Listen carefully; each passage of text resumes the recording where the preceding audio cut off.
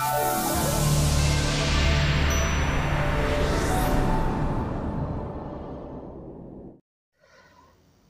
কোনটো অনুপাত একোটা সমানুপাত হ'ব এতিয়া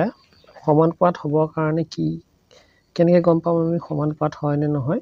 সেইটো জানিবৰ কাৰণে আমি কি কৰিব লাগিব মাধ্য দুটাৰ পূৰণফল আৰু প্ৰান্তীয় পদ দুটাৰ পূৰণফল সমান হ'ব লাগিব এইটো এটা অনুপাত হয়নে এই অনুপাত দুটা এই দুটাক কয় মাধ্য পদ আৰু এই দুটাক কয় প্ৰান্তীয় পদ মাধ্য দুটা পূৰণ কৰি চাম তাৰপিছত প্ৰান্তীয় দুটা পূৰণ কৰি চাম যদি এই দুটাৰ পূৰণফল সমান হয় তেতিয়া জানিম এই অনুপাতটো সমানুপাতত হ'ব এটা পূৰণ কৰি চাওঁ প্ৰথমতে আমি মাধ্য দুটা পূৰণ কৰিম 21 আৰু 32 টি পূৰণ কৰিম হয়নে 2 এগুণ 2 2 দুগুণ 4 3 এগুণ 3 3 দুগুণ 6 4 3 7 হয়নে 672 পালো হয়নে মাধ্য দুটাৰ পূৰণফল এই দুটাৰ পূৰণফল 672 পালো এতিয়া প্ৰান্তীয় দুটাৰ পূৰণফল চাম 12 আৰু 56 পূৰণ কৰোঁ 6 দুগুণ 6 বাৰ 72 নহয় জানো 6 দুগুণ 12 2 হাতে গ'লে 1 6 6 7 72 5 বাৰ 60 5 দুগুণ 10 0 হাতে গ'লে 1 5 গুণ 5 6 হয়নে এইটো 672 এইটো হয়নে প্ৰান্তীয় দুটাৰ পূৰণফলো 672 আৰু মাধ্য দুটাৰ পূৰণফলো 672 তাৰমানে এই অনুপাতটো সমানুপাতত আছে তাৰমানে এইটো সমানুপাতত আছে হয়নে বাকিকেইটা আমি চাওঁ পৰীক্ষা কৰি এইদৰে তোমালোকে পৰীক্ষা কৰিবা সমানুপাতত আছে নে নাই মাধ্য দুটা পূৰণফল চোৱা 30 আৰু 14 হয়নে 4 0 0 4 3 গুণ 12 420 হয়নে এতিয়া প্ৰান্তীয় দুটা পূৰণ কৰি চাওঁ 18 আৰু 21 18 2 34 এইটা একে হোৱা নাই হয়নে বেলেগ বেলেগ হ'ল তাৰমানে এইটো সমানুপাতত নাই সিটো পৰীক্ষা কৰি চাওঁ 33 আৰু 33 পূৰণ কৰি দিওঁ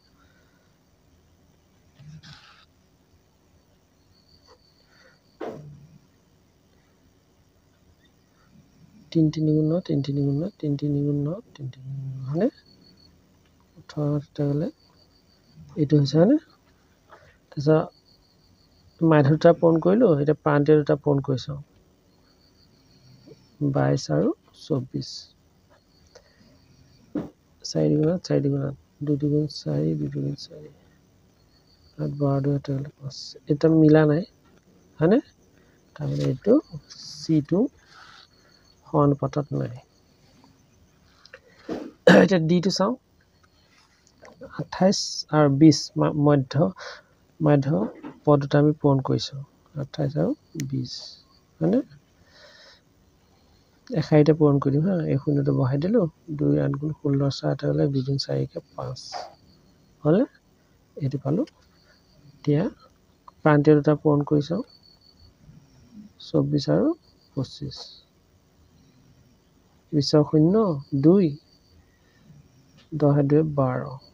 2 4 গুণ 8 2 দুগুণ 4 হ'লে 16 2 6 এইটো হ'ল হয়নে এটা মিলা নাই তাৰমানে ডিটো সমানুপাতত নাই বুজি পাইছা 2 নম্বৰটো তলৰ কোনবোৰ সংখ্যা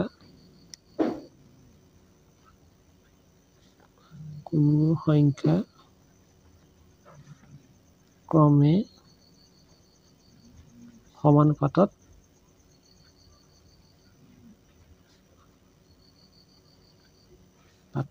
থাকিব হয়নে এই প্ৰশ্নটো চাচোন ইয়াত দিয়া আছে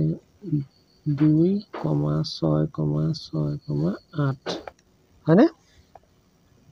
এইটো এতিয়া সমানুপাতত আছে নে নাই আমি কেনেকৈ গম পাম ইতিমধ্যে আমি পায়ে গৈছোঁ কি কৰিম আমি মাধ্য দুটা পূৰণ কৰিম আৰু প্ৰান্তীয় দুটা পূৰণ কৰিম হয়নে এইটো 6 6 গুণ 36 এইটো 2 8 গুণ 16 36 আৰু 16 তাৰমানে এইটো ক্ৰমিক সমানুপাতত নাই এইটো ক্ৰমিক সমানুপাতত নাই বিটো চাম আমি 10, 20, 30, 60 হয়নে এতিয়া চোৱা এইটো কি হ'ব এই মাধ্য দুটা পূৰণ কৰি চাওঁ কিমান হ'ব 20 আৰু 30 দুটা শূন্য বহাই দিছোঁ 2 3 গুণ 6 600 হয়নে প্ৰান্তীয় দুটা পূৰণ কৰি চাওঁ 10 আৰু 60 এইটো শূন্য দুটা শূন্য বহালোঁ 6 গুণ 6 600 হয়নে তাৰমানে এইটো ক্ৰমিক সমানুপাতত থাকিব এইটো ক্ৰমিক সমানুপাতত থাকিব এইটো বুজি পালা সিটো আমি চাওঁ সিটো কি দিয়া আছে পি পি কিউ হয়নে পি স্কোৱাৰ কিউ আৰু কিউ স্কোৱাৰ হয়নে এইটো ক্ৰমিক সমানুপাতত আছে নে নাই আমি কেনেকৈ পৰীক্ষা কৰিম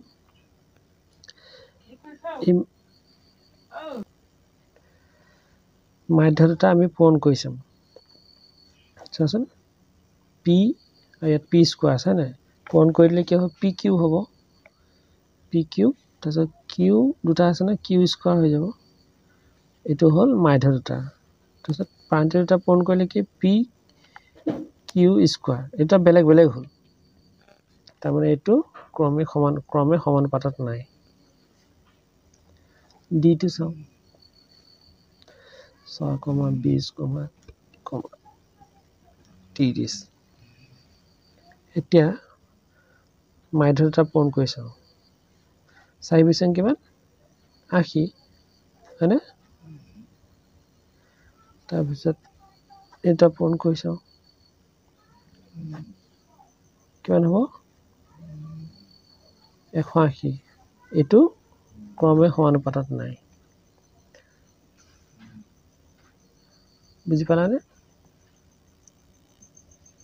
3 নম্বৰটো দিয়া আছে খালী ঠাই পূৰণ কৰা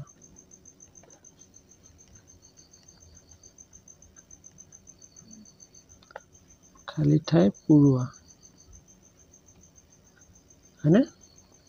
1 নম্বৰটো দিয়া আছে বৃত্তৰ কালি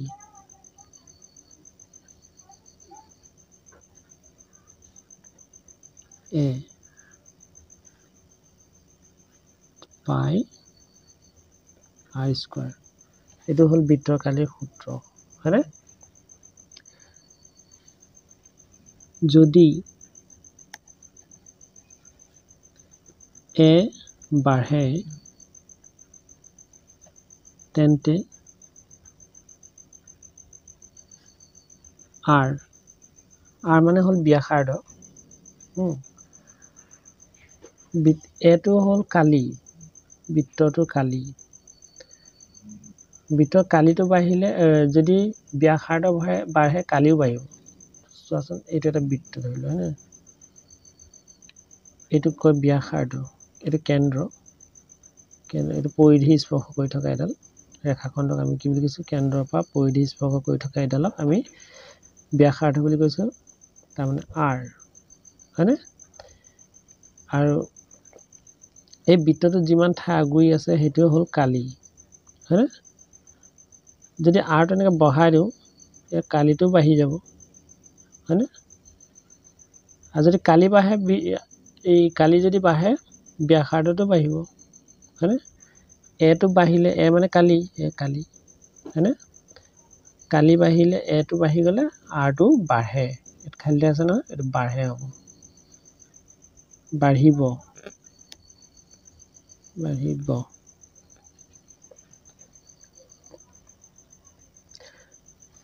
যদি R কমে তেন্তে A কমিব এত কি হ'ব কমিব বুজি পাইছা 2 নম্বৰটো দিয়া আছে এখন গাড়ী ভ্ৰমণৰ সময়ত T এখন গাড়ীৰ ভ্ৰমণৰ সময় T আৰু দূৰত্ব D সম্বন্ধটো তলৰ তালিকাত দিয়া ধৰণৰ T মানে টাইম D মানে ডিসটেন্স হয়নে এটা চোৱাচোন সময়টো 1 হয়নে তেতিয়া ইয়াত দূৰত্ব হৈছে 4 হয়নে সময়টো 2 দূৰত্বটো হৈছে 8 ইয়াৰ পৰা কি বুজি পাইছা তাৰ মানে সময় বাঢ়িলে দূৰত্ব বাঢ়ে হয়নে সময় বাঢ়িলে দূৰত্ব বাঢ়ে এই সম্পৰ্কটো আমি প্ৰত্যক্ষ সমানুপাত বুলি কওঁ কি বুলি কওঁ প্ৰত্যক্ষ সমানুপাত বুজি পাইছানে মই ৰাখিবা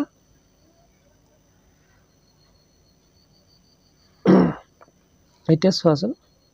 ইয়াত কৈছে খালি ঠাই পূৰ কৰিব দিছে হয়নে T আৰু D এ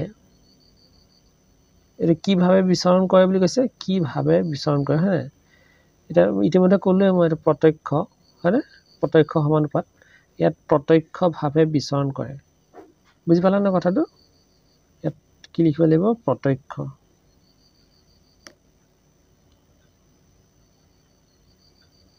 প্ৰত্যক্ষভাৱে বিচৰণ কৰে হয়নে এটা T6 D কিমান হ'ব এটা ইয়াৰ পৰা চোৱা এটো 2 4 হয়নে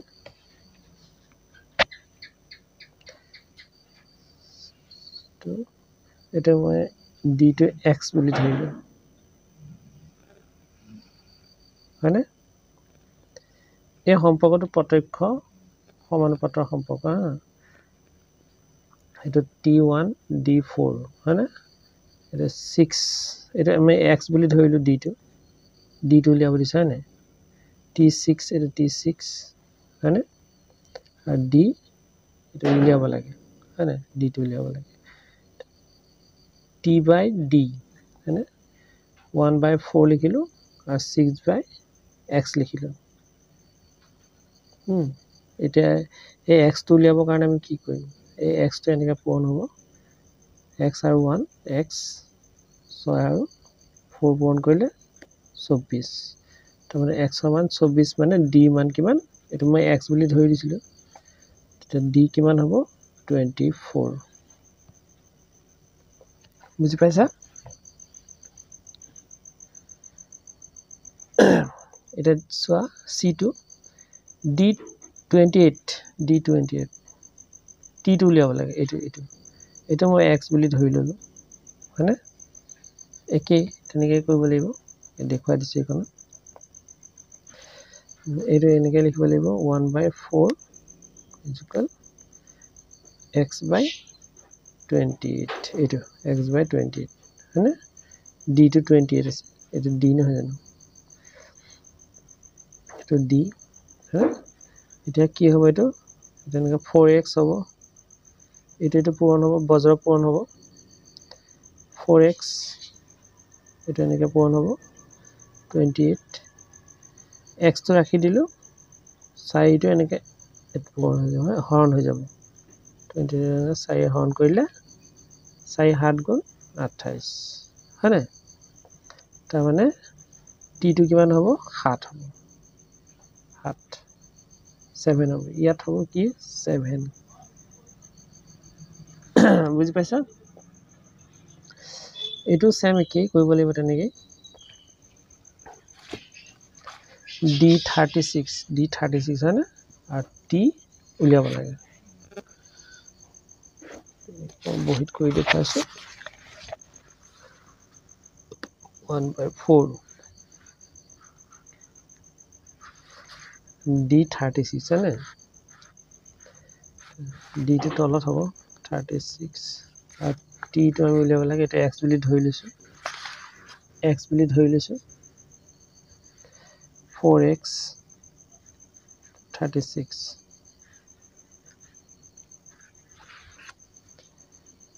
4 টো এনেকৈ তললে হৰণ হৈ যাব কিমান হ'ব 4 6 গুণ 4 9 গুণ 36 9 টা মানে টিটো কিমান হ'ব 9 হ'ব 9 বুজি পাইছা ইয়াৰ পাছত আহি গ'ল 4 নম্বৰ যদি p proportional q মানে তাৰমানে p সমানুপাত q p আৰু q সমানুপাত বুলি কৈছে আৰু p 6 হয়নে p6 q30 এতিয়া p2 হলে q মান কিমান q মান হেতু উলিয়াব লাগিব ভালকে চোৱাচোন এটো p আৰু q সমানুপাত বুলি কৈছে বুজি পাইছানে এটা সমানুপাত চিন দেই প্ৰপৰচনেল হা p6 হলে q30 হয় এটা চোৱাচোন তাৰমানে 6 ৰ লগত কি পূৰণ হৈছে 5 পূৰণ হৈছে 6 5 গুণ 30 হয়নে p যদি 2 হয় ইয়াত 5 পূৰণ কৰিছিল হয় নাই ইয়াত 5 পূৰণ কৰিব লাগিব 2 5 গুণ q মান কি হ'ব 10 হৈ যাব তে এনসাৰটো হ'ব 10 বুজি পাইছা এটা তলৰ তালিকাখনৰ খালি ঠাইত y মান উলিয়াব লাগিব হয় নাই এই y মান এই খালি ঠাইটো উলিয়াব লাগিব y মান এটা চোৱা এই আমি তালিকাখন চাব লাগিব পৰ্যবেক্ষণ কৰিব লাগিব কি হৈছে 1 হয়নে x মান 1 হলে y মান 32 x মান 2 হলে y মান 16 ইয়াৰ পৰা কি লক্ষ্য কৰিছে হয়নে চোৱাচোন x মান বাঢ়িলে y মান কমে আমি প্ৰথমতে ইয়াত পাইছিলো t মান বাঢ়িলে d মান বাঢ়ে হয়নে এইটো 1 আছিলে 4 আছিলে 2 হলে 8 হৈছে হয়নে t মান বাঢ়িলে d মান বাঢ়ে কিন্তু ইয়াত কি হৈছে x মান বাঢ়িলে y মান কমে হয় না এই সম্পৰ্কটোক আমি ব্যস্ত সমানুপাত বুলি কওঁ কি সমানুপাত বুলি কওঁ ব্যস্ত সমানুপাতটো এনেকুৱা হ'ব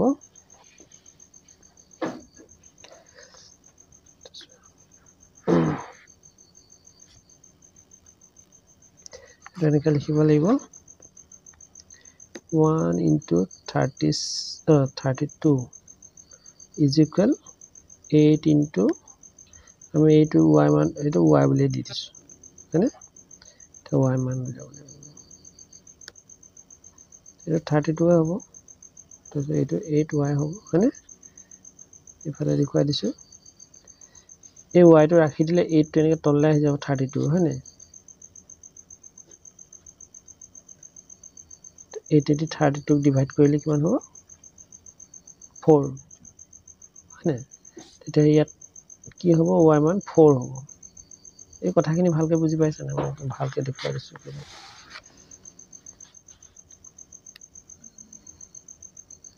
1 into 32 is equal 8 into y হয়নে এটা 32 হ'ব আৰু এইটো 8y হ'ব এইখিনি উল্টা কৰি দিম 8y 32 ইফালে এনেকৈ কৰি দিলো y টো ৰাখি দিলো 8 টো তললৈ গুচি যাব 32